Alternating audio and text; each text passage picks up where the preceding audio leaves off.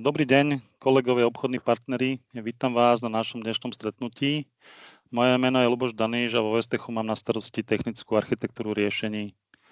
V prvom rade sa vám chcem veľmi pekne poďakovať, že ste si dnes našli čas aj počas letných prázdnin a dovolenkovej sezóny. Naším dnešným cieľom je predstaviť vám riešenia na archiváciu mailov a správu dát od spoločnosti Teherov. Ako váš distribútor pravidelne rozširujeme naše portfólio nových vendorov a som veľmi rád, že tam pridávame práve túto úspešnú slovenskú firmu.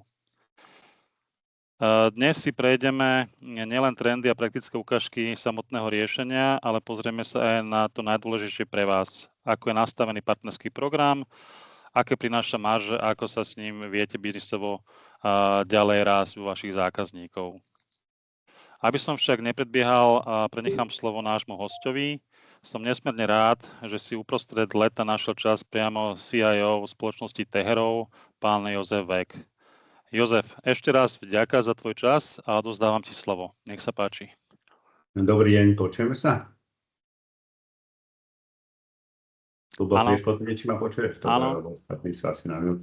A ja som veľmi rád, že toľky sme sa zišli ešte takto na strede leta vlastne, v takých teplách, takže skúsime to dneska dať friško. Ďakujem Ľubovi a Vestechu, že to organizoval a teší ma, že máme nového distribútora tuto na Slovensku. Ja skúsim teraz šernúť tie slajdy. Dúfame, že to pôjde.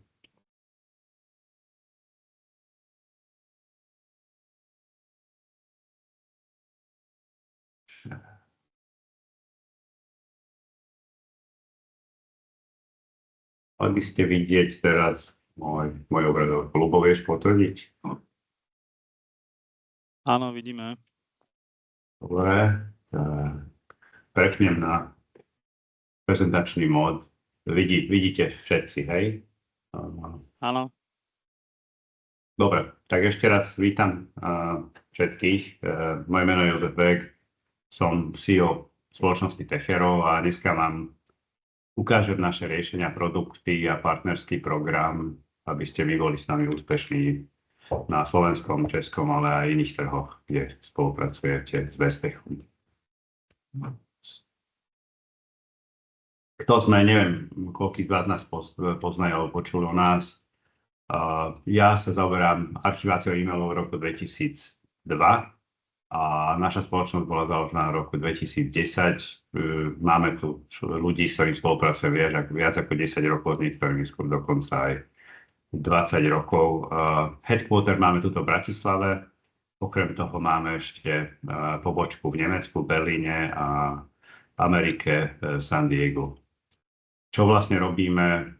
Robíme tri veľké veci. Jedna je archivácia a zálohovanie, potom migráciu dát z iných systémov, respektíve sa snažíme usporiť náklady a zvýšiť produktivitu Microsoft 365, takže to sú tie vlastne tri veľké veci. Čo sa týka našej histórie, som povedal, že Teherov bola založená v 2010. Predtým sme už my boli súčasťou inej spoločnosti, ktorá bola kúpená firmou Metallogix a potom Quest, čiže tá história je dlhšia ako toto. Ja sa s ním zaoberám vyše 20 rokov. V roku 2016 sme založili Teherov Berlín, lebo v Nemecku a v nemeckých hovoriacich krajinách máme dneska už cez 400 zákazníkov.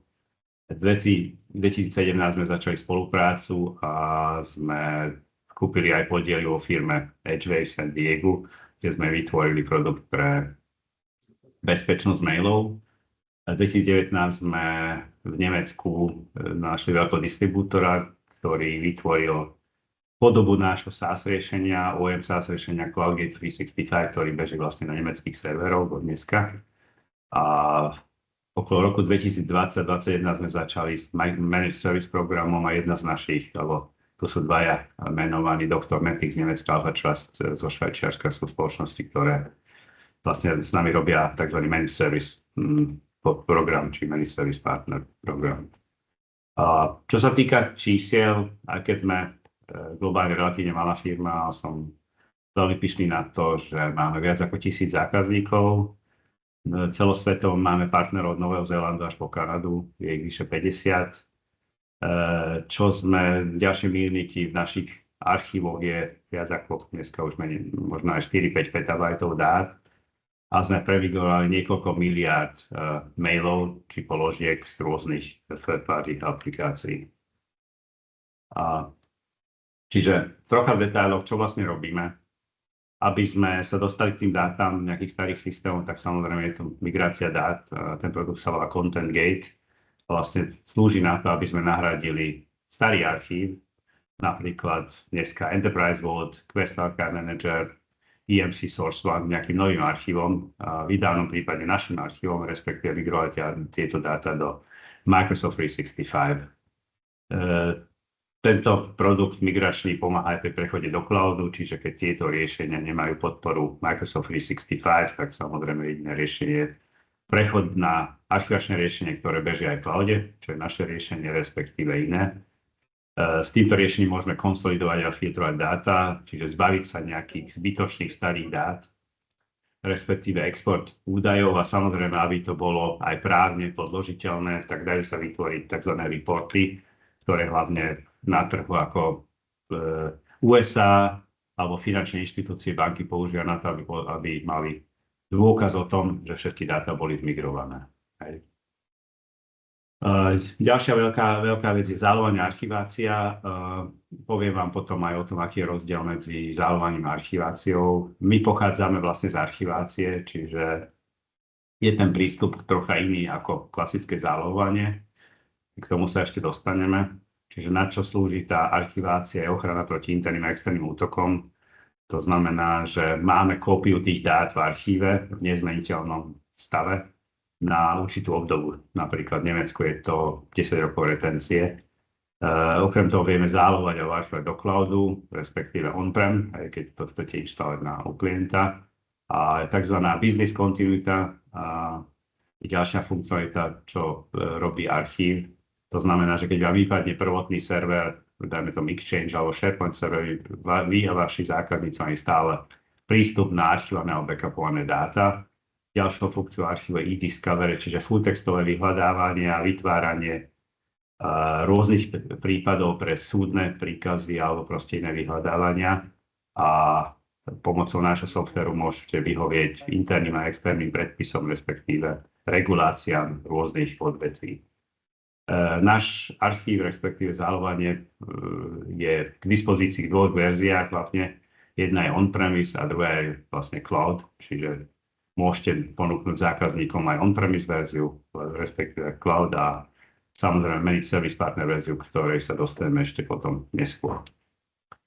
A last but not least, čiže tretia vec je vlastne určitá produktivita, aby sme sa mohli dostať na tie dáta, ktoré máme v archíve, tak proste máme integráciu do rôznych nástrojov, ako napríklad Outlook Access, Teams, máme mobilnú aplikáciu, čiže naše dáta nie sú iba uložené niekde, kam sa dostane administrátor, ale tieto dáta sú vždy a stále vyhľadateľné, sprístupiteľné jedno, odkiaľ sa človek pripája. Hej. Takisto je možné tieto dáta zobrať offline, keď ste v lietadle, tak máte na to prístup a tak ďalej. Čo sa týka optimalizácie storage Microsoft 365, tak posledné 2-3 roky sme zažívali boom takých zákazníkov, ktorí sú nútení platiť Microsoftu za extra storage, lebo používajú viac storage v SharePoint online, ako majú predplatené, čiže narastajú tam náklady. A my sme vyvinuli produkt, ktorý sa volá Storage Optimizer, ktorý môžete analyzovať, aké dáta máte v SharePoint, respektíve Teams alebo OneDrive, ktoré sa viete zbaviť, respektíve urobí vám nejaký návrh, nejakú analýzu toho, ako pomocou archívu môžete odbremeniť ten prvotný SharePoint online server, aby ste usporili náklady. Hej. To je vlastne produkt Storage Optimizer, ktorý je nejaký pre-sale nástrojom na to, aby ste predali Content Access, respektíve Content Access Cloud. No, ako som spomínal, veľakrát Microsoft 365, čiže podporujeme všetky dátové zdroje od SharePoint Online, Exchange, Teamsov, Windows Server, Azure alebo OneDrive.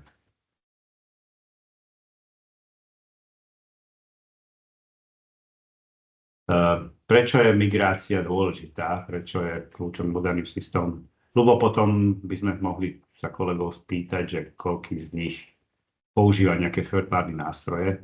A respektíve zdvihnete ruku tí, ktorí poznáte jedno z tých Enterprise Vault, EMC Source One, Mailstore, ktoré ma ešte napadá, tieto tri. Respektíve môžeme potom na konci to spraviť. Last but not least, vlastne v konečnom dôsledku existuje niekoľko riešení na archiváciu a zálohovanie. Od konca roku 99-2000. Áno? Cez víkend to zase vrátiť náspäť, lebo aby sme to robili všetci, to zase bude pakáreň. Ľubo, ty nie si na mute, sa mi zdá, nie? Dobre. Čiže existovalo niekoľko riešení, neviem, či sa pamätáte na dotcom bubble v roku 2000. No? Alebo. Ľubo si, počkajte, niekto tu rozpráva. OK. Zaexistovalo niekoľko... také pop-up okno, vieš, čo sa vyskočí. Áno. Čo sú Počkajte, niekto... Alebo toto. Haló, niekto není na mute.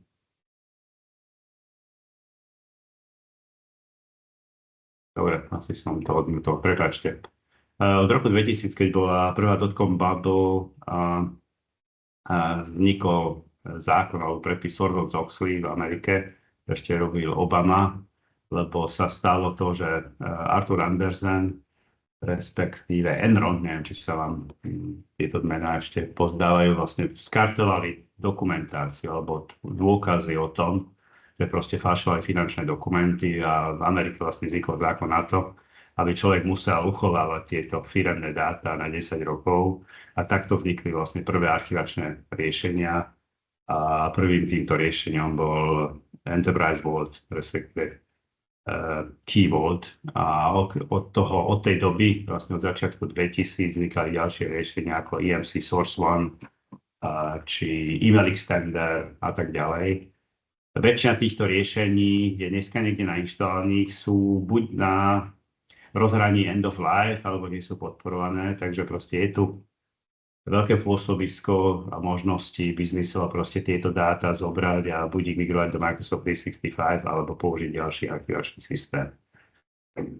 Čiže v týchto prípadoch, keď ten produkt už nespĺňa dnešné predpisy alebo nejakú modernú technológiu, tak proste je dobrým spôsobom proste nahradiť tento produkt. Našim riešením, respektíve tieto dáta exportovať alebo migrovať do Microsoft 365. Čiže toto my ponúkame v rámci migrácie. Samozrejme, sú tu ešte ďalšie veci, keď človek chce prejsť do cloudu alebo výmena hardvéru, proste tieto servery či tieto produkty bežia niekedy na starý Windows server, čiže je tam nejaká potreba obmeniť hardware a software, vtedy je ako najväčšia šanca sa zbaviť týchto starých riešení. My sme, jak som spomínal, sme niekoľko miliárd takých e-mailov už migrovali alebo dokumentov vo všeobecnosti a je to nejakých 200-300 projektov. Ako vlastne tá migrácia funguje? Samozrejme analyzujeme ten existujúci systém, lebo každý systém, sú to enterprise systémy, väčšinou je tam niekoľko desiatok, možno aj stoviek terabajtov, čiže to není out of the box väčšinou a sú tam nejaké custom veci, že treba to analyzovať. Ponúkame zákazníkom proof of concept platený, to znamená, že zákazník niečo takisto zaplatí, my investujeme energiu a vlastne vyskúšame tú migráciu a v prípade, keď tá migrácia prebieha dobre a proste je tam nejaký budget, tak proste sa dá tá celá migrácia objednať. Hej. Tam sú činnosti ako naplánovanie migrácie, nastavenie, konfigurácia, transformácia vlastne tých elementov, môžu tam byť maily vo formáte email alebo iných formátoch, takže my ich konvertujeme do nových formátov a samozrejme robíme tam nejakú správu alebo podporu migrácie. Dôležité pre vás je, že migrácia môže otvoriť dvere na predaj nášho archivačného alebo zálohovacieho riešenia. Hej, že tam nie iba vlastne one-off, ale proste viete získať ďalší prínos peňazí, respektíve revenue stream cez ďalšie produkty. Takže ako som už spomínal, je to Content Gate, tento produkt, ktorý to robí. A my sme vlastne jediní na svete, ktorý ako jedna firma ponúka migráciu aj archív v jednom. Existujú firmy, ktoré vyrábajú migračné nástroje, existujú nejaké firmy, ktoré vyrábajú archívy, ale neexistuje, aspoň podľa môjho vedomia, žiadna firma, ktorá ponúka obidve z jedného softvéra. Čiže ako som spomínal, Content Gate migruje medzi archívnymi systémami. Väčšinou dokumenty, maily, ale podporujeme aj určité document management softvery, aby sme premigrovali aj tie dáta. Cieľom je buď Microsoft 365, nejaké archivačné riešenia. Dnes máme viac než 40 zdrojových a cieľových systémov, čiže potom vám pošlem linku na našu web stránku, kde nájdete všetky tie najznámejšie sú tuto aj na tom obrázku. Je to Methodologics Archive Manager, respektíve Quest Archive Manager, Dell EMC, SourceOne, kedy si to bol Email Extender, v Nemecku známy Sapirian ELM, Veritas Enterprise Vault, OpenText, Archive, IBM CC ako Content Collector, hej, keď ste boli storage managerom, takže proste niekoľkých z tých veľkých alebo z tých menších, dajme tomu Mailstore. Dokonca vieme migrovať aj open source mail systémy, ktoré majú IMAP konektor. Máme niekoľko takých zákazníkov, ktorí sa rozhodli do Exchangeu a zapojiť tam aj archív, čiže dokážeme aj z tých starých mailových serverov, ktoré nie sú Exchange-based, migrovať tieto do Office 365, respektíve do nášho systému. Hej. Je tu vlastne audit údajov aj reporting, to znamená, že dá sa dokázať až na úroveň položky, či tá položka bola migrovaná úspešne alebo nie. Sme pyšní na to, že zatiaľ sme všetky projekty, ktoré sme realizovali, dokončili úspešne, čiže zákazník mal všetky dáta zmigrované, respektíve ak boli poškodené dáta, tak existoval o tom protokol, že z ktorého dôvodu tieto dáta nemôžu byť migrované. Čo sa týka archivácie, tak prečo potrebujeme vlastne túto archiváciu, tak jedna vec je vlastne predpis nejaký právny, interný alebo externý. Ďalšia vec je z hľadiska bezpečnosti, a si myslím, že to ste už počuli aj od iných, je ročný nárast ransomware útokov, čiže môže sa stať, to sa stalo nejakým našim zákazníkom, že vás napadne nejaká hackerská banda, vám zašifrujú údaje, čiže v tom prípade ten archív a business continuity príde vhod. Takisto, čo sa týka phishingov, je štatisticky rastie, vlastne sa 1,5 násobí ročne.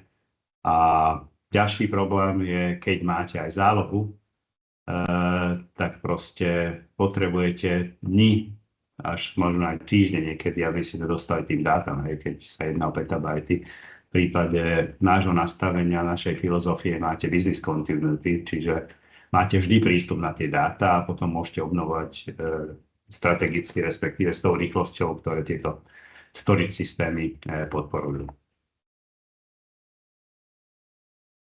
Čo vám vlastne prináša zálohovanie, a toto je vlastne porovnanie, čo je zálohovanie, čo archivácia, takže asi to viete, zálohovanie, ochrana pred stratou dát, ochrana pred ransomware, ochrana pred výpadkom hardwareu, hej. Výpadok dát nikdy nie je nulový, proste musíte obnoviť tie dáta, čiže pokiaľ neurobíte restore, hej, a to niekedy môže byť problém, keď máte výpadok aj hardwareu, tak proste nemáte prístup na tie dáta a väčšinou to robí vlastne administrátor, čiže je to nejaká, ako neuraziť sa, nejaká one-man show, že proste ten konečný používateľ sa nedostáva na tie archivované alebo záložené dáta. A samozrejme, priemerný čas obnovy nie je nulová, hej, je to niekoľko hodín alebo týždňov dokonca. Takže to je to riziko v celom. Čo je vlastne zálohovanie naše, čo my robíme zálohovanie plus, je poskytujeme nástroje, aby ste vedeli pristúpiť na archív cez Outlook, cez Teams, cez mobilné zariadenia, cez web. Čiže vždy a všade máte prístup na tie dáta. Je to backup alebo zálohovanie v reálnom čase, čo sa týka mail serverov, ale aj Teamsov. Čiže ako náhle príde mail, odíde mail, je to v rámci z tej sekundy ešte zaarchivované, čiže nemôže stať, že to niekde napríklad vymaže. A nefunguje to tak ako backup, že raz denne. Je tu rozšírené vyhľadávanie, čiže máte plné vyhľadávanie v body textoch, v attachmentoch, v Teamsoch, v chatoch, vlastne vo všetkom, čo sa tam dá. A konečný užívateľ môže sám obnovať, ak má na to práva, čiže oslobodíme toho správcu administrátora, že nie je to one-man show. Samozrejme, ten administrátor môže v prípade veľkého výpadku potom urobiť rozsiahly restore. A je tu tá business continuity, čiže dáta sú vždy k dispozícii. Hej. Samozrejme, predpoklad je, že náš systém je tak postavený, že je redundantný a load balancovaný. A v tom prípade máte vždy prístup na tie dáta. To je vlastne tá prvá verzia toho archívu a druhá je rozšírenie. Proste k tomu sa pridáva ešte tzv. Long-term data retention, čiže uchovanie tých údajov na 10, 15, 20 rokov. Hej. To samozrejme závisí aj od toho hardwareu, čo tam máte za tým na War Media. Dodržiavanie nejakých právnych, vnútorných a externých predpisov, hej, proste v súlade s zákonmi alebo nejakými štandardmi. K tomu sa pridá tzv. Ako klasický backup bar mal byť kópiou tých dát.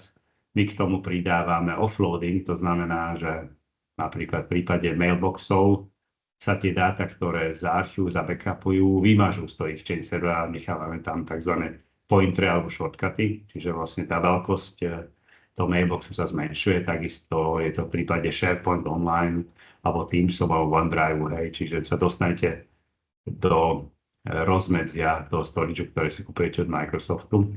Alebo ďalší dobrý prípad je zbaviť sa verzií vlastne dokumentov v SharePointe vyňatím alebo odľahčením a uložením do archívu. A samozrejme dôležité je, že kto kedy pristupoval na tieto dáta, čiže máme plný audit, čo sa týka všetkých funkcionalít konečných používateľov, respektíve administrátorov. Aby ste si to vedeli predstaviť, tak sme si to takto znázornili, že záloha je vlastne tá najmenšia inštancia, hej, čo je základná ochrana dát pred stratou proti ransomware, kde sa obnovuje s pomocou vlastne, alebo správcom. Potom sa na to pridáva ako backup plus, ako záloha plus. Je to vlastne už kontinuita, produktivita, pokročilé vyhľadávanie, e-discovery. A ten archív pridá vlastne najväčší prínos toho archívu, je to odľahčenie, hej, aby ste ten prvotný systém mohli aj odľahčiť, čo sa týka dátových objemov a samozrejme audit a tak ďalej. Toto je vlastne nejaký prehľad. A my vlastne poskytujeme všetky tri, čiže od nás môžete mať Content Access Backup, Backup Plus a Content Access Archive. A môžete vlastne predať najprv ten backup a rozšíriť to až na ten archív, čiže máte tam možnosti biznisovo u toho istého zákazníka raz, respektíve môžete začať malom na mail servery a môžete pridať ďalšie zdroje ako SharePoint, Online, OneDrive. Hej. Není potreba hneď kúpiť všetky dátové zdroje. Takže to licencovanie je dosť dynamické.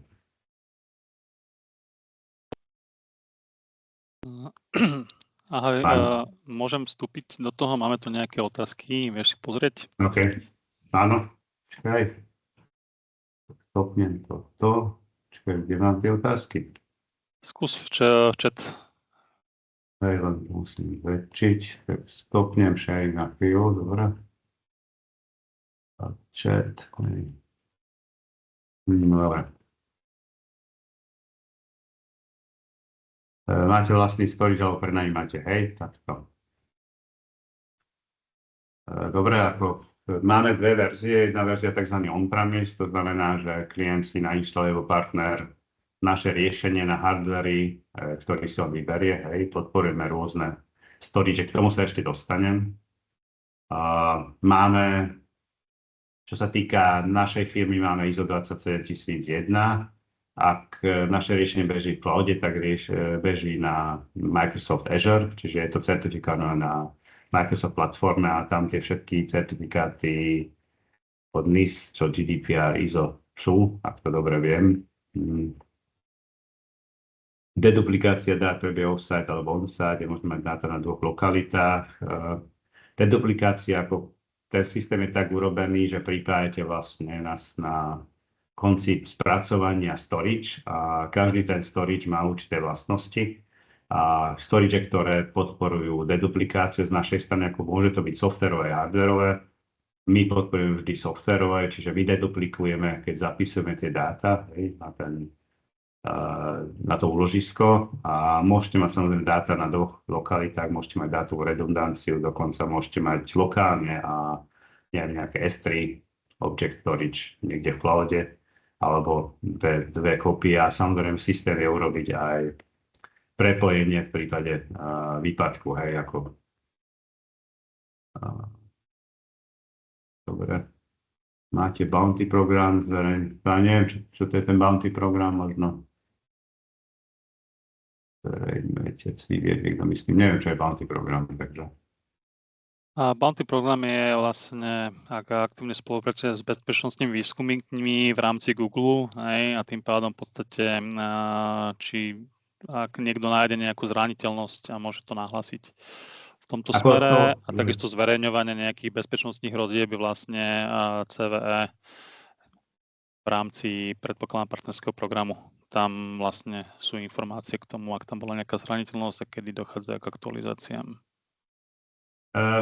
Ako naši zákazníci vlastne niektorí hlavne z finančného sektora testujú naše aplikácie a ohlásia nám, napríklad OWASP test sa teraz robil, ale nemáme to takto oficiálne spravené. Samozrejme ich zverejňujeme, robíme patche potom, aby ste si vedeli predstaviť, zhruba 4-krát ročne vychádza nejaká verzia, čiže sú nejaké release notes, to je všetko popísané. A ďalšia otázka je, dokážete zavolať databázy? My, čo sa týka zálovania, keď sa zamerám na my pochádzame z archívu, čiže není to výmena klasického výjmu, čo sa týka zálovania databáz, tak ako to výjim robí. My, keď hovoríme o backupe a zálovanie, tak hovoríme o zálovanie dát, čo sa týka hlavne Microsoft 365. Hej. Ak sa jedná o databázu ako takú, ako MDB súbor niekde na disku, ktorá je odpojená, tak samozrejme to vieme zabackupovať, to není problém.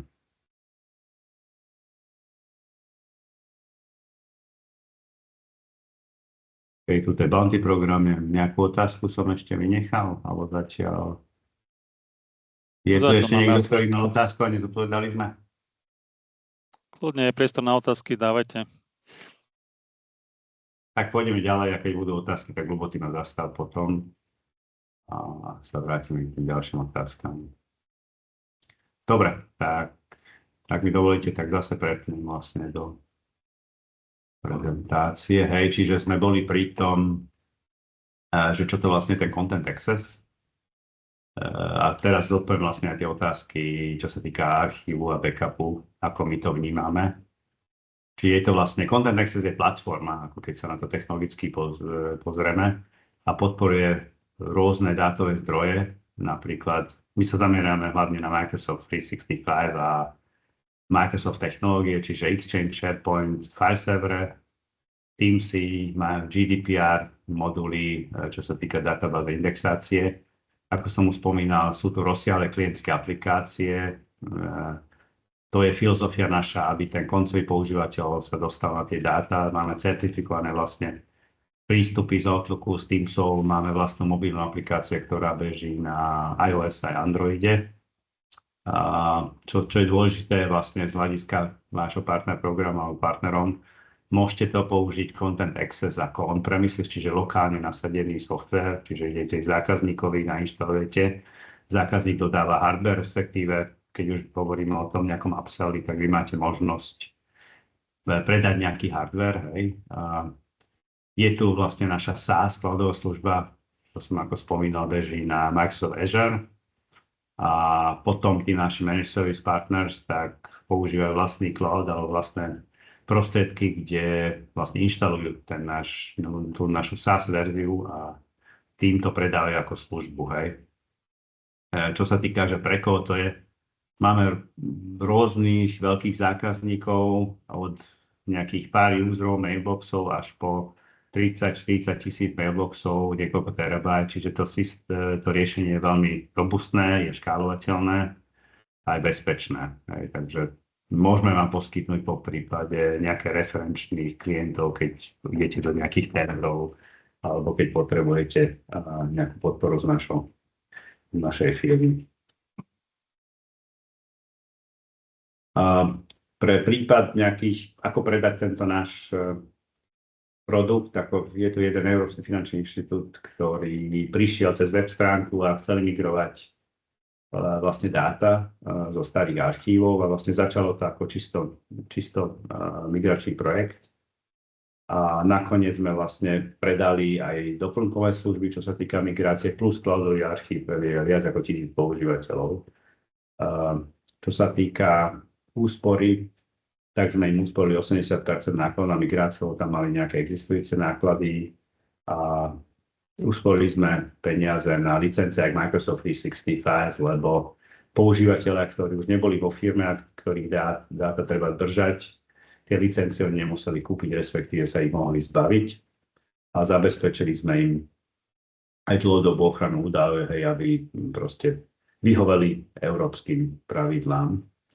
Čiže door opener bola migrácia, tak prišiel ten zákazník, čo vlastne bol jednorázový príjem prostredníctvom predaja licencií plus služieb a opakované príjmy, keďže sa to predalo ako cloud, takže sa predala tam subskripcia a mne sa zdá, že už bežia asi 5. rok na tom. Ale máme viac takých prípadov, keď prišli z iného uhlu pohľadu a proste sa nám podarilo predať buď cloudový archív alebo nejaké iné služby, z ktorých máme stále príjmy. Spomínal som vám produktivitu a offloading, čo sa týka Microsoft nástrojov, tak na to máme ten nástroj Storage Optimizer, ktorý vám analýzuje, ako to vidíte na obrázku, tie dátové zdroje SharePoint, Teams a OneDrive. A tento nástroj slúži na to, aby ten zákazník má prehľad, kde všade tie dáta má a ktorých dát by sa mohol teoreticky zbaviť, respektíve vymazať, alebo zaarchivovať a offloadovať. Robí vám to návrh na úsporu nákladov, viete si vytvoriť vlastné reporty. Existuje z toho aj free verzia, čiže ten zákazník, ale môžete to použiť ako nejaký door opener, pošlete mu linku, ten zákazník si to môže nainštalovať, môže si analyzovať dáta a potom vy prídete a predáte mu riešenie. Pomáha to akcovať hlavne ten SharePoint archív, SharePoint online archív, respektíve keď si zákazník kúpi pro verziu, tak môže vymazať napríklad verzie v SharePointe alebo v Teamsoch dokumenty, čiže vie aj sám čistiť a tým pádom môže usporiť náklady. Ako štatisticky je to tak, že 70-80% dát SharePoint online sú verzie. Ma potvrdíte v tom, že nepotrebujem všetky verzie vždy, čiže môžem proste väčšinu tých dát vymazať a proste tým pádom uvoľniť storage a minimalizovať náklady, extra náklady, ktoré platím Microsoftu. Neviem, Ľubo, teraz možno sme mohli mať ďalšie kolo otázok predtým, ako prejdem do nejakých partnerských modelov. Ak sú teda otázky ohľadom tej technológie, toho prehľadu, tak prosím teraz. Ak nie, tak prejdem o vysvetlení partnerského modelu. Jediná otázka tam bola potom na nejaké referencie z univerzít, campusov v rámci Európy alebo Ameriky, ale to sa budeme tomu venovať asi v ďalšej časti referencie. Takže... OK, takže ja idem ďalej tým pádom. Aké možnosti máme, čo sa týka partnerských programov? A začnem z dola, samozrejme sú firmy, ktoré nájdu nejakého jedného zákazníka, urobia s nami jeden projekt, tak to je takzvaný nejaký one-off partner. Potom je tu nejaký reseller program, ktorý má s nami zmluvu, ktorý vlastne hlavne ako klasický reseller robí predaj a nerobí support, čiže my robíme support. Potom je tu value-added reseller, ktorý robia inštaláciu, údržbu a tak ďalej, čiže proste nejaký ďalší level value-added reseller. Je tu potom ten managed service partner, ktorý, ak je malý, tak môže samozrejme používať náš Microsoft Azure Cloud, kde vlastne predáva tým malým zákazníkom archív alebo backup, a môže si to manažovať, dôležité, že on to môže technicky manažovať, ale ak je väčší a má infraštruktúru, tak si vybuduje vlastne kópiu nášho Content Access Cloudu u seba a predáva to vlastne spolu s vlastnou infraštruktúrou alebo službou až po OEM, to znamená, že urobí sa nejaký white label a ten produkt vlastne má znaky tej firmy, ktoré to predáva. Čiže ako ten CloudGate 365 je to vlastne ako iný produkt, ale tá istá technológia. Tuto vidíte tabuľku, kde sú znázornené partnerské marže, hej. Čiže samozrejme najmenší je pri one-off a najväčší je pre value reseller. Managed Service Partner má zvláštny cenník. Ak budete mať záujem o Managed Service Partner program, tak prosím sa prihláste cez Luba. Čo je dôležité, keďže one-off partner nemá zmluvu, tak tam neexistuje tie extended veci ako deregistration, ale od ďalšieho levelu resellera samozrejme sa dá robiť deregistration a dá sa pristúpiť na download portál, to znamená, že tam sú všetky verzie. Je not for resale verzia, čiže viete používať pre vlastné potreby túto verziu. V prípade value reseller potrebujeme certifikovaného salesa, ktorého my vyškolíme. Potrebujeme vytrénovaného technika, hej. A od verzie, či od value reseller vyrobíte first level pre zákazníka a my robíme second a third. Respektíve Managed Service Partner robí aj second. A okrem OEM tieto verzie nie sú brandované, to znamená, že to beží stále pod značkou Techero, respektíve Content Access. Máte k tomuto otázky? Asi nie. Tak, lebo tie programy sú dosť podobné. Tak prejdem ďalej. Je tam jedna otázka z pohľadu počtu. Neviem to nejak tak urobiť, aby som videl chat a nevidel tie ostatné veci. Skúsim mu teda zopakovať. Koľko technikov musí mať vytrenovaných a koľko trvá kurz, to isté aj pri obchode? Hej, tak ako, aby tam bol jeden a jeden, hej, jeden salesák a jeden technik, respektíve keď tam robí support, tak niekto na support. Čo sa týka kurzu, tak robíme jednodňové školenie, hej. A samozrejme je to tak, že pokiaľ ten partner sa nenaučí inštalovať alebo proste predávať, tak my ho podporujeme dokonca pri prezentáciách. Hej. Čiže ten proces nie je taký, že vás vyškolíme a už ste v tom sám, ale samozrejme, keď sa ohlásite, potrebujete našu pomoc aj pri inštalácii, aj pri nejakej prezentácii, tak radi pomôžeme. Hej. Som zodpovedal tým pádom tú otázku. Čo sa týka tých upsellov, možno toto je viac technický slajd. Som vám spomínal, že Content Access je vlastne platforma, toto vidíte vlastne v tom červenom. A tá technológia je tak spravená, že všetky tieto moduly, vlastne pluginy spracujú iný dátový zdroj. Čiže je tu nejaký mail archív, nejaký SharePoint archív, file system archív, backup a tak ďalej. Čiže ako my vyvíjame ten produkt, je tam stále viac a viac funkcionalít. Content Access zapisuje metadáta do databázy, hej, je to buď Microsoft SQL Server alebo PostgreSQL, čiže závisí od toho business modelu, ktorý chcete mať, alebo aké licencie chcete, či nechcete platiť. Tá databáza môže byť on-prem alebo cloud, hej, nezávislo od toho, kde beží vlastne ten Content Access. A tie dáta sú na storage-och, hej, tuto dole vidíte rôzne storage. Môže to byť nejaký Blob Store, či to je nejaký Microsoft Azure, či to je nejaký S-Tray, alebo Wasabi S3 Storage, alebo lokálny nejaký hard drive, NAS, Sun a tak ďalej. Rôzne certifikované storage od Dell, Lenovo, HP a tak ďalej, tak môžete si vybrať, alebo neviem, NetApp, ak niekto z vás predáva, či v Nemecku je, tam vypadlo, Warm certifikovaný storage. Ešte majú Hitachi a čokoľvek iné, v hej, podstate je to univerzálne. Hej, je to univerzálne, podporujeme vlastne CIF shares, NFS shares, respektíve S3 API, customizované, oficiálne a tak ďalej.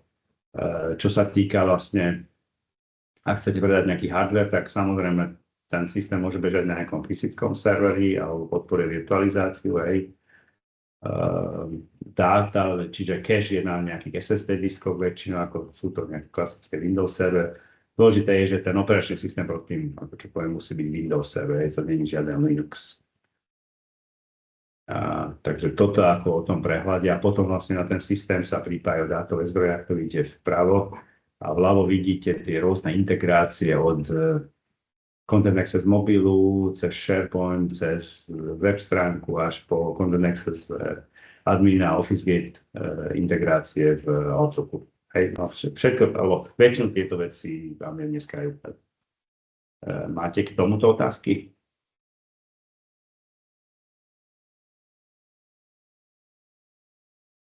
Dobre, tak ideme ďalej. Zatiaľ nie. Dobre, čo sa týka licencií, som vám spomínal, že existujú rôzne modely a systém beží buď on-prem alebo cloud alebo managed service. Čiže čo sa týka on-prem licencovania je tzv. Stála licencia, čiže zákazník kúpi licenciu a potom platí support a softwarovú údržbu, čiže má nárok na nové verzie. Väčšinou sa tam predáva 1, 3 až 5 rokov.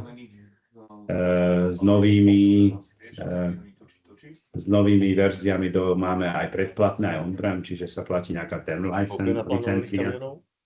1 až 5 rokov. Niekto tam je zase unmute. Ľubo, môžeš?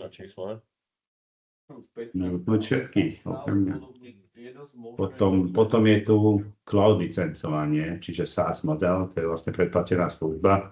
Tam je možnosť mesačnej služby alebo ročnej, hej, čiže všetko sa platí dopredu. Je to podobné ako v Microsoftu, keď si doberete Microsoft 365. A potom je tu Managed Service Partner, neviem, koľko z vás robí takéto služby, čiže je to vlastne, ako som spomínal, pre malých MSP partnerov, ktorí budú mať, neviem, do 10 zákazníkov a malých, tak proste môžu používať našu platformu Content Access Cloud, kde môžu vlastne manažovať tých svojich zákazníkov, alebo je to hostovaná služba, ktorá pobeží v dátovom centre toho partnera. A čo sa týka vyúčtovania, my vyúčtovávame mesačne podľa MSP cenníka partnerovi, podľa využitia a počtu klientov. A partner má možnosť potom, čo sa týka MSP modelu, faktorovať buď mesačne alebo ročné predplatné pre klienta. Tak to sú vlastne tie rôzne modely a licencovanie. K tomuto nejaké otázky?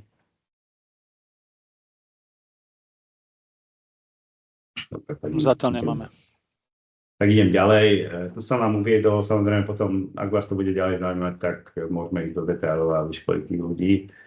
Máme samozrejme nejaký SKU cenník, ktorý sa dá do ERP systému naimportovať. Ak to dobre viem, tak vo Vesteku je to už vlastne v ERP systéme. Tu som pripravil dve nejaké kalkulácie príkladu cenotvorby. Jedna je on-premise licencia pre Content Access, pre Exchange archív, 125 licencií a to kvôli logike. Väčšinou je to tak, že sa bere nejaký základný balík, keďže to je 125 licencií, tak najbližší menší balík je 100, kde sa zobere vlastne jedenkrát tá 100, to je tých 4300 eur a tie extra licencie, tých 25, tam je už jednotková cena podľa cenníka, čiže sa to tam pridá a ráta sa potom, tu sa ráta, som urobil chybu, 3 roky, nie, toto je, hej, 3-ročný support and maintenance vlastne na základný balík plus 3-ročný support and maintenance na tých extra 25 licencií, takže takto vznikne tá suma celková na 3 roky pre 125 licencií. Respektíve, ak to není kúpená licencia, je to predplatné a subskripcia on-prem, tak najdlhšia služba, čo sa dá v kuse objednať, je 1 rok. Čiže raz sa dobere vlastne ten 100-kový model, to je za 1 rok 1548 eur plus 25 krát tá jednotková cena, čiže na 1 rok to stojí necelých 2000 eur. Hej. Čiže ak to rátate, tak ten subscription model je pre 3 roky lacnejší ako tá licencia plus maintenance. Hej. A výhoda je samozrejme subscription modelu, že keď to porovnávam, tak toto je 3-ročná minimálne licencia, prvý rok musíte zaplatiť aj pri on-prem module a vlastne potom ten náklad alebo ten rozdiel je oveľa väčší. Súda, že to je 120% versus 36%, alebo takto to vychádza. Z tej celkovej ceny na 5 rokov platíte podľa subscription modelu 36% a ročne, čiže 5x36. A čo sa týka license plus maintenance režimu, tak platíte samozrejme licencie, čo je tých 100% a potom ročne 25%, či 20% prevedku. Takže to sú dva príklady. A samozrejme, keby boli konkrétni klienti, tak vám pomôžem vlastne s tou cenotvorbou. Respektíve si to môžete potom aj podľa našej excelovskej tabulky potom robiť sám, ako je to relatívne jednoduché, ako človek robí tie ceny. Čo sa týka nejakých dátových zdrojov, je tu nejaký dokumentárny portál, lebo asi tieto slajdy potom môžeme poskytnúť kolegom. Na konci budeme posielať prezentáciu. Takže keď chcete nejaké ďalšie zdroje, tak je tu technická dokumentácia. Samozrejme náš techrobot.com, je tu potom technická dokumentácia, máme download portál, kde sa dajú najnovšie verzie stiahnuť, tam sa prihlasuje človek s licencným kľúčom, tam samozrejme môže aj zákazník, ktorý to má predplatené.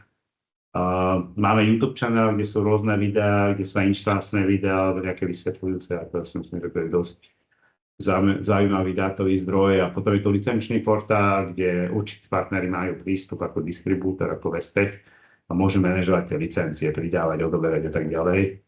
Dôležité pre vás je, že máme plnú kontrolu na tie licencie, čiže keď zákazník neplatí, tak tá licencia sa zastaví, respektíve software sa zastaví, keďže nedošla platba alebo zákazník odmieta zaplatiť, takže nemôžete sa báť, že niekto používa software, ktorý je nezaplatený alebo odmietne zaplatiť.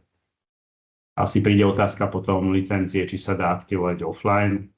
Pre určité organizácie, áno, licencia sa dá aktivovať offline, v tom prípade musíte raz za pol roka aktivovať zase znova licenciu, aby ten call home sa nerobil. Ak sa neurobí call home potom za 30 či za pol roka, tak proste ten software takisto sa zastaví. A teraz by som pristúpil k demo, asi to bol rýchlejšie, ako som si myslel. A je to vlastne prvé kolo, takže môžeme potom tí, ktorých to bude zaujímať viac, tak môžeme pristúpiť o nejakým detailnejším, respektíve nejakým konkrétnym školeniam partnerom. A teraz by mohlo byť kolo na nejaké otázky, alebo prejdem k demo.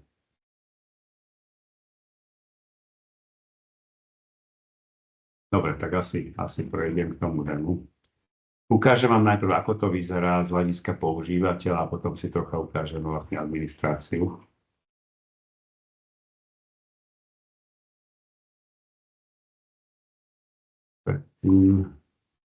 Vidíte moju obrazovku. Dôležité je, že keď sa chcete prihlásiť na portál, tak máte samozrejme možnosť single sign-on pomocou Microsoft 365 alebo explicitných prihlásení. Takže mne teraz zobere môj Microsoft 365 account, sa prihlásím do archívu. Toto je vlastne ten Content Access Web, čiže vidím vlastne moje maily, automaticky som pripojený, keď to dám sem dole na môj mailbox, to vidíte to dobre, Ľubo, ty to vidíš dobre, ty si ako vypnutý, dá sa to prečítať zhruba, áno, no, je to trošku. Čiže je to plocha podobná Outlooku, jak vidíte, je tu nejaký strom s foldrami, v strede sú maily, a vpravo vidíte preview tých mailov, Ako vidíte, je 9:46, tie maily, ako som spomínal, sú online, čiže nie je všetko archivované. To je vlastne prístup k môjho archívu. Dôležité je, že ak máte právo na prístup k mailboxu kolegov, tak my tu máme Finance Mailbox napríklad. Toto ja vám ukážem teraz reálne.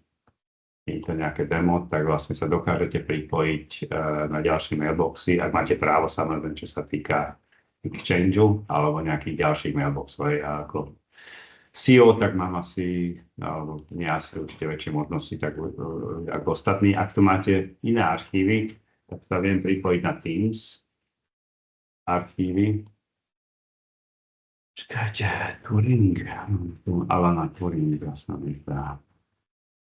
Takže pripojím sa na Teams archív.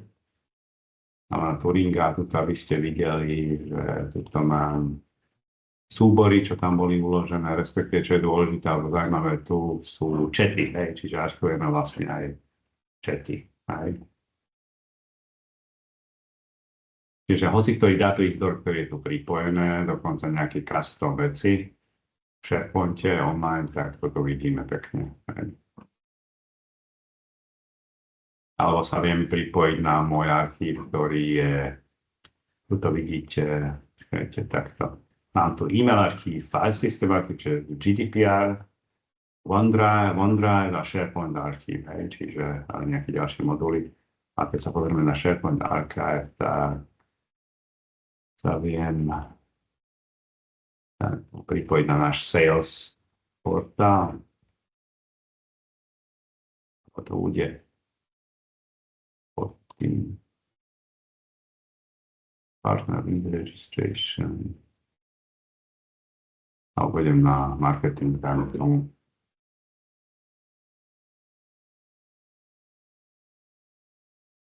Marketing som nechcel, tak idem na ten hlavný.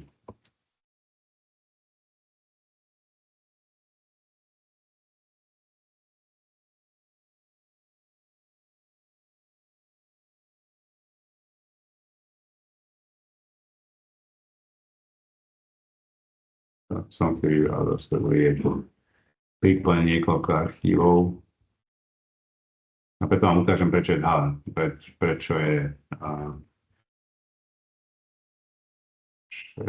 prečo je vyhľadávanie dôležité, lebo vidíte, už som sa stratil aj ja sám. Niektoré veci sú zle pomenované.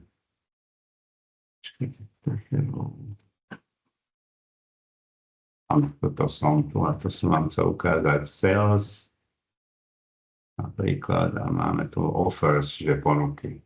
Toto je vlastne kopia našho SharePointu. A tu to budú nejaké ponuky.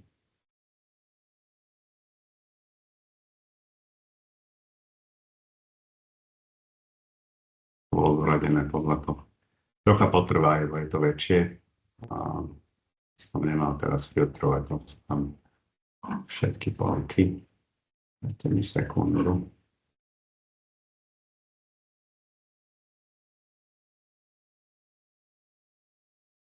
OK, tak tu. OK, mám tu nejaké najnovšie ponuky, môžeme sa na to pozrieť. Toto je 13.7. Hej. Čiže mám tu nejaký preview, mám tu ten dokument a vidíte, že už som sa dosť dobre stratil, čiže potrebujem nejaké vyhľadávanie. Hej, tak viem vyhľadávať samozrejme tu. Full textu, čiže vyhľadávam vlastne v tom SharePoint module, v tom archíve, kde vidíte vlastne tie dokumenty, čo sú všetky. Môžem ich vyexportovať napríklad, alebo vytvoriť nejaký report, alebo prezdieľať, alebo ich obnoviť. Robiť tzv. Legal hold, hej, keby sme boli na súde a by sme potrebovali zabezpečiť, aby sa nevedeli vymazať, tak to viem toto urobiť. A samozrejme potom môžem urobiť hľadať všade, čiže mi pohľadá nezávislo dátové zdroje, mi to hľadá v mailoch, mi to hľadá vlastne vo failoch, v Teamsoch, tuto vidíte, že to je Teams chat archív, tuto ten druhý slupec, vidíte, kde to našiel, takže je to hľadanie z rôznorodých dátových zdrojov, ale samozrejme môžem použiť rozšírené vyhľadávanie, kde vyhľadám podľa nejakého formulára. Asi najzaujímavejšie je v tom prípade si otvoriť nejaký mailbox, lebo tam sú tie položky, takto. Čiže tuto môžete vyhľadať, dajme tomu, že je tam slovo ponuka. Hľadám všetko, kde je slovo ponuka a kde mail má prílohu. Hej. Takto. Hľadám vo svojom mailboxe, čiže našiel 1000 položiek. Sú tu nejaké maily a samozrejme môžem s nimi takto robiť. A potom je tu GDPR vyhľadávanie osobných údajov, kreditných kariet a tak ďalej. IBAN napríklad viete vyhľadať, že nájde mi všetky maily alebo dokumenty, kde je nejaký IBAN. Hej. Nemusím tam udať konkrétny. Hej. Čiže toto je vlastne tzv. Webový klient. Keď sa pretnem do Outlooku, tak jeho podoba, ktorý sa volá Edding, môže byť iniciálovaná tuto priamo v Outlooku. Vidíte, že keď kliknem na nejaký e-mail, tak som to chcel robiť.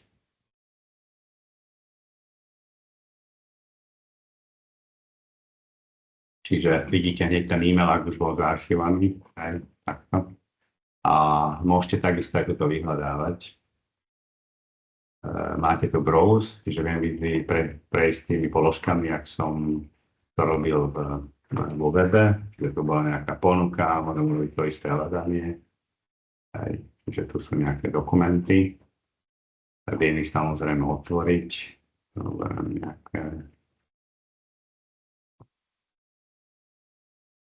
Viem si otvoriť ten dokument. Toto bol ten PDF dokument, viem si otvoriť ten mail a potom ho preposlať, keď to takto chcem.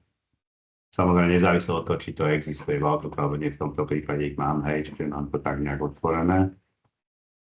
Viem si otvoriť ďalšie dátové zdroje, že keďže sem prejdem na share, tak takisto ako som vo webe otváral, tak nájdeme si toho Turinga, tak si otvorím ten Teams, hej. A tomu sa povedem na tie posty a viem ich takisto pridať nejakú mail a si downloadnúť. Čiže všetkých dátových zdrojov, ako jednoducho povedané, môžem hľadať vo všetkých dátových zdrojoch a takisto to funguje v Outlook Web Access. Čiže keď si pustím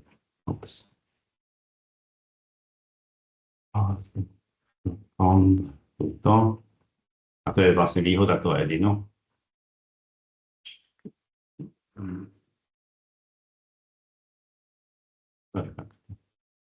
Výhoda toho Edinu, že nezávislo od platformy funguje, čiže nemusí mať rôzne nástroje, ale keď to naklikám a mi to natiahne, tak vidíte, že už automaticky natiahne aplikáciu. Hej? A takisto mi to funguje na mobile alebo na Macoch a tak ďalej.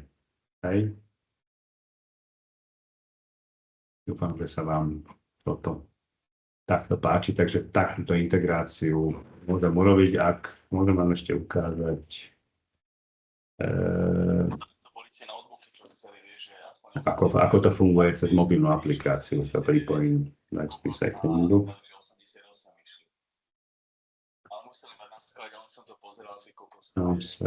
Device.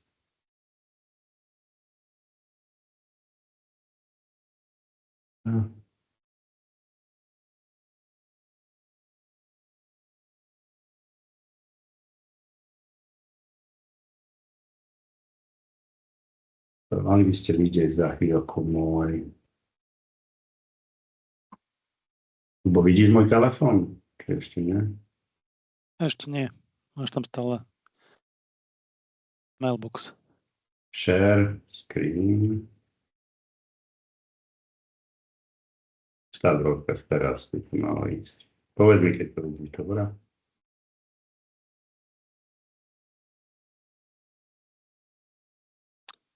Už ho vidím. Dobre, takže som na mobile.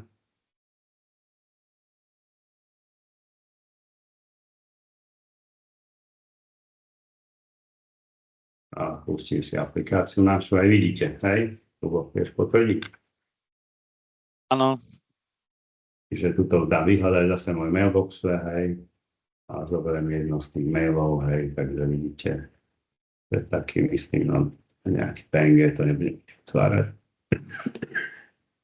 A takisto viem prepínať medzi rôznymi mailboxami alebo ten Alan Turing.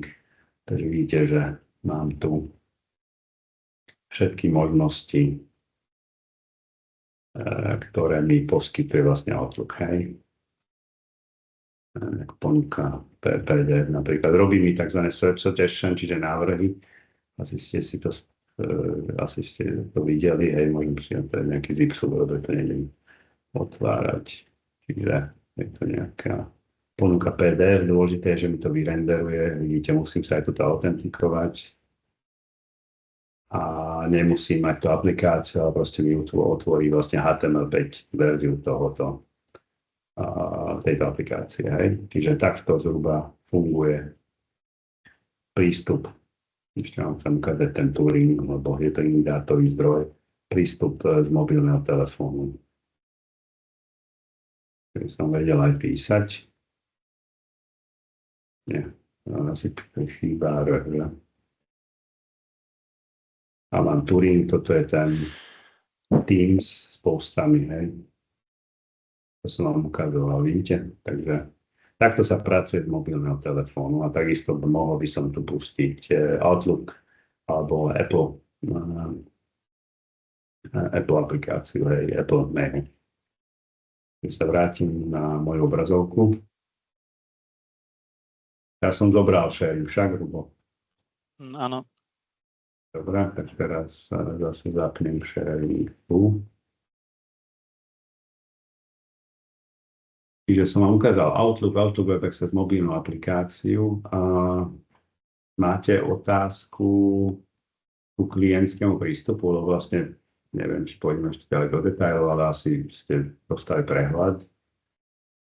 Máte nejaké otázky k tým klientským aplikáciám a možnosťam?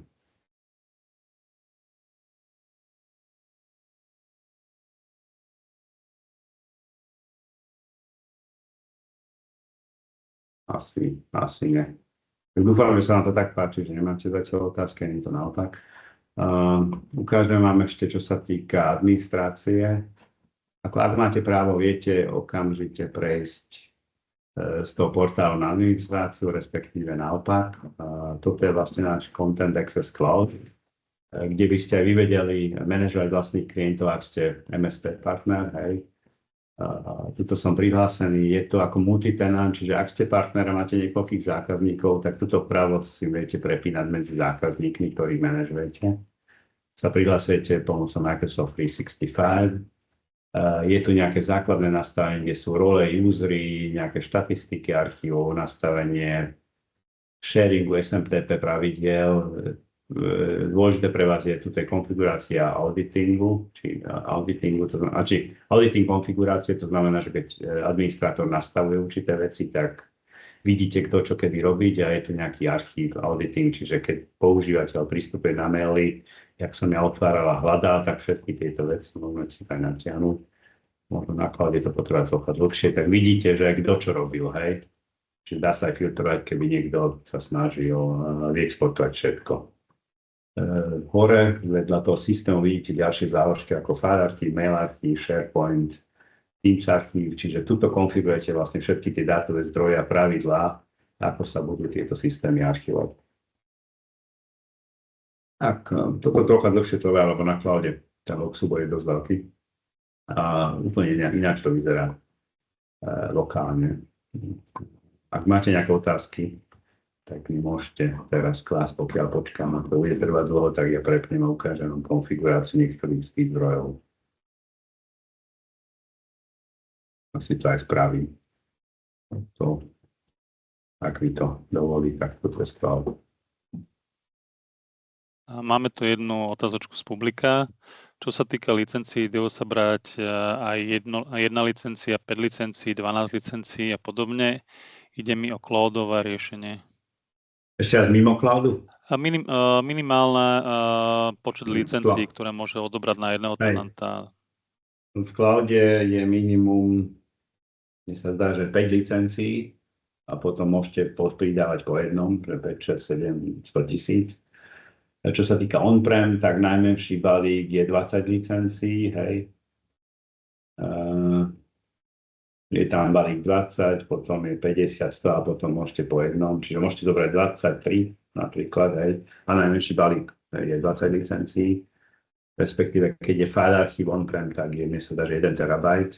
A všetky tieto, ak dovolíš, tak môžeme prejsť potom tie ceníky detálnejšie na konci. Alebo to prebereme, ale je možné pridať po jednej licencii, aj limit je 5 v cloude, respektíve 20 userov on-premise. Hej. Myslím, že takto to stačí. A čo sa týka MSP, tam MSP partner musí platiť mesačne aspoň 100 licencií, nezávisle od toho, koľko má používateľov. Hej. Čiže 100 dostane za 100 zaplatených a aj keď máte 50, hej, čo sa týka MSP partnera. Ak hostuje, ak MSP partner hostuje, čiže má vlastnú kópiu tohoto, tak je to tých 100 licencií. Ak je MSP partner, ktorý toto manažuje, tak samozrejme 5 licencií minimum, čiže jeden zákazník a 5 licencií. Čo čo sa týka nastavení, tuto vidíte, čo som spomínal z toho obrázku, si spomínate, je tam nejaká SQL databáza, čiže aj v cloude, aj on-prem, každý tenant alebo každý klient má nejakú databázu priradenú, je nejaký storage priradený, sme sa o tom bavili, že storage, kde viete definovať, toto je Office, čiže to je Azure Blob Store, tu mám nejakú kompresiu, nejakú deduplikáciu, dá sa vytvoriť aj nejaké šifrovanie pre CIFS shary, NFS shary. V cloude vlastne je to blob store, čiže tam je to šifrované na mieste. Sú to potom nejaké systémové nastavenia, to znamená, že pristupovanie na exchange, na autentikáciu, sú to retencie, ako dlho uchádzam tie dokumenty, 120, je to v mesiacoch, čiže tu je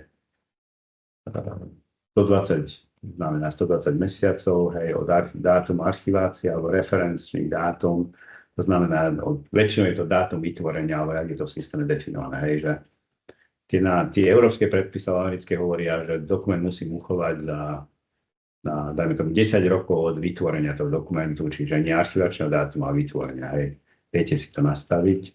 A potom sa to dá nastaviť aj také, že ak uplynie tá retencia, tak po koľkých mesiacoch to vymazať, alebo označiť za mazané a potom to môžete vymazať. Je tu potom, som spomínal to, že dá sa aj robiť tzv. Offload, že viete konfigurovať, jak vyzerajú tie shortcuty alebo pointere, ktoré ostávajú v mailboxoch alebo v SharePointe, čiže to sa definuje tuto. Potom priraďujete nejaké úlohy k tomu, kedy to beží. Tuto máte nejaký job, ktorý beží o 1:00 v noci, čiže viete nastaviť, koľkokrát za deň bežia tieto procesy. A čo je dôležité ešte pre vás je jobs, čiže vytvoriť, čo sa ide robiť s mailom. Dá sa robiť archív klasický, dá sa robiť, čo sa týka z hľadiska backupu, sa dá urobiť recover a restore. Recover znamená, že keď sa vymazalo e-mail z mailboxu, čiže tam neexistuje, tak sa vytvorí ten shortcut. Keď sa urobí restore, tak sa restore originál, čiže originálny e-mail. Tu je mailbox move, keď medzi stormy, keď bola tam otázka, či podporujeme viacero storov, takže keď je tam viac dátových uložíš, tak viete medzi nimi pomocou týchto procesov prekopírovať dáta. Viete zmeniť retenciu, keď treba, to znamená, že niekto si zaarchivoval na 5 rokov a potrebuje to navýšiť, tak viete tu vytvoriť pravidla na to, aby ste to navýšili na 10 rokov a samozrejme viete urobiť aj vymazanie v prípade, že tá retencia už uplynula. A keď sa na to pozrieme na iných dátových zdrojov, dajme tomu Teams, tak tie nastavenia sú podobné, čiže na kanále je tam nejaká databáza, je tu nejaký storage, sú tu nejaké systémové nastavenia, ako veľmi podobné. Sú tu provisioning settings, to znamená, že synchronizácia používateľov práv, takisto to som vynechal v Exchange. Retencie, treba povedať, niektoré veci sú globálne, čiže viete použiť na rôznych dátových zdrojov. Je tu samozrejme shortcut konfigurácia aj v Teamsoch. A potom, keď klikneme na tie joby, tak budú tam procesy podobné tomu, čo nájdete v prípade mailov. Čiže keď na to kliknem, tak je tu mail archív, je tu Teams archív. Teams Compliance archív je ten modul, ktorý sa dá kúpiť k tomu Microsoftu. Je tu chat archív, je tu recovery, shortcut repair, až po delete. Čiže je to analógia toho Exchangeu, respektíve ďalších vecí. Takisto, keď vám ukážem SharePoint archív, tak tie joby alebo tie procesy sú podobné. Tu sa nachádza OneDrive, respektíve tie SharePoint procesy. Dobre, to by bol taký rýchly náhľad do systému, ako dneska som ukázal Content Access, Storage Optimizer, dneska nebudem ukázať, ale ak bude záujem, tak samozrejme môžem ukázať aj tú migráciu, respektíve Storage Optimizer, a musím sa priznať, že tie dva som si dneska nepripravil, respektíve môžete si povedať nejaké videá o Storage Optimizer, alebo si to stiahnuť a vyskúšať, je to naozaj veľmi jednoduché a inštalovateľné. Dobre, teraz vidíte, načítalo mi tie logy, a čo som vám chcel povedať, že tuto sú tie logy, a to znamená, že ja ako Jozef Beck som otvoril tento mail, dokonca tuto skore IP adresy, ktorý objekt to bol, kedy som to otváral a viem si ho otvoriť dokonca v portáli, hej. Vidíte, takže kliknem na to priamo z administratívy a viem si to otvoriť. Hej, takže tam je ten auditing k tomu takto daný. Alebo tuto som bol download, a niekde som search. Vidíte, tuto vám ukážem tento search.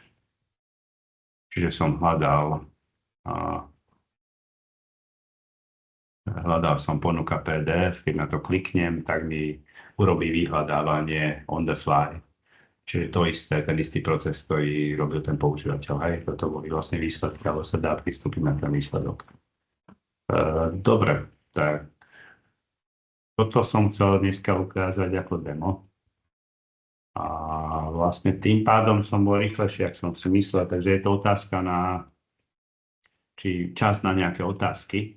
Možno pár referencií, keď o tom sa spomína, tak tu sme si nahodili pár, neviem, ako čo sa týka automotívu, je to nejaký Continental, Emil Frey, Porsche ako KUKA, Robotics, Knot, ktorí vytvárajú vlastne brzdové systémy a čo to je, polosy. No vozíky robia Knot, alebo súčiastky do vozíka. Čo sa týka stavebníctva alebo management budov, je tu CBRE, Cech Group, čo sa týka telekomunikácií, je tu UPC, Swisscom A1 v Rakúsku, Eger je vlastne výrobca drevených produktov, ako nejakých dosiek a tak ďalej, financie sú tu, Oldenburgische Landesbank, v Oldenburgu Volkswagen Financial Services, napríklad, čo tu je Kennedy Wilson, sa mi zdá, je management ako CBRE, potom je energetika, je Soluria, čo tu vidím, Apollo Optik, ďalšia banka, Sparkasse, Jägermeister, ako to asi každý pozná, takže to sú nejaké mená. Takže som usporil vám nejaký čas a boli som rád, keby boli nejaké otázky, respektíve nejaký ďalší postup, aby sme sa dohodli, alebo aby ste sa ohlásili potom Ľubovi, takže tým pádom odovzdávam slovo Ľubovi, respektíve pre vaše otázky. No, máme tu ešte nejaké otázky z pohľadu pléna. Neviem, či teraz vidíš a vieš zodpovedať. Hej, takže kde to bolo? NFR. Skús chat. Máme tam posladané nejaké 3. Dobre, takže čo sa týka licencií, dá sa brať aj jedna licencia, to sme zodpovedali, ako MSP dá správcať tenantov, mám prístup ku všetkým e-mailom a ďalšími dátami, alebo to môže používateľ zablokovať. Áno, používateľ dá sa nastaviť tak, že ten administrátor nevidí tie maily. Hej? Čiže vy viete iba konfigurovať, administrovať, ale nevidíte content tých mailov alebo objektov vo všeobecnosti. Máme aj nejaké univerzity. Teraz ma nenapadlo. Nemeckú univerzity, Fechta, vlastne to ma napadne. Problém je skôr, keďže univerzity sú viac menej zadarmo tieto licencie, takže my sa na to až takto nezameráme. Hej. My nie sme Microsoft, ktorý si vie dovoliť, že tie licencie dáva zadarmo, ale napríklad máme veľa nemocníc, hej, alebo podobných firm, alebo v Rakúsku, tak sa volá Behörden, mesta. Takže na území SR licent napríklad Metrans ma napadá, teraz ako takto poviem, že v Čechách a na Slovensku máme najmenej zákazníkov, hej, najviac máme v Nemecku, v USA, Portugalsku, Španielsku a tuto máme nejakých desiatky zákazníkov, ale toto ma napadá, hovorím, Metrans, čo je jeden z najväčších zákazníkov na Slovensku, potom v Martine máme, neviem, či kolegyňa mi možno pomôže, alebo napíše, ale poskytneme vám nejaké ďalšie. Čo sa týka Česka, máme Havel Partners, právnická kancelária, prvý privatizačný fond PPF od Petra Kellnera, najbohatšieho napríklad. Takže ešte nejaké ďalšie, Metrans Česko a podobne. Každopádne budeme radi za každú referenciu, s ktorou vlastne nejakým spôsobom vieme s vami sparticipovať. Takže A takto vám poviem, že nehľadali by sme, alebo nemali by sme tú spoluprácu s Vestechom, keby sme mali česko-slovenský trh tak pokrytý, hej. Ale napríklad neviem, ktorí z vás majú firmy, ktoré obchodujú aj s Maďarskom a s okolitými krajinami.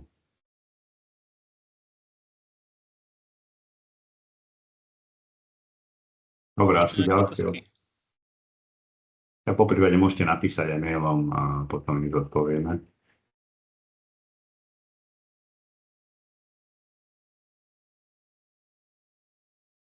Dobre, myslím, že ostatné veci asi potom vieme riešiť mimo tento slot. Ďakujem. A ak teda nemáme nejaké ďalšie otázky, ďakujem teda všetkým za vašu účasť. Ak budete mať čokoľvek, môžete sa obratiť na mňa v rámci spoločnosti Vestech. Moje meno je opätovne Luboš Daniš. E-mailová adresa daniš@vestech.sk. Takže ďakujem všetkým a prajem príjemný deň. Ďakujem za pozornosť a prajem príjemný deň.